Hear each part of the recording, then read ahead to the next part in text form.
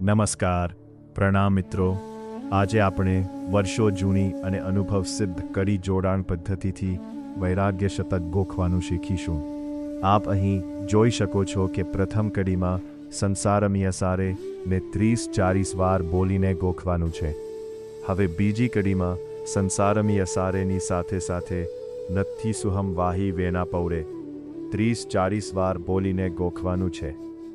ત્યારબાદ ત્રીજી કડીમાં નથી સુહમ વાહી વેણા પૌરે ની સાથે સાથે જાણંતો ઇહ જીવો 30-40 વાર બોલીને ગોખવાનું છે.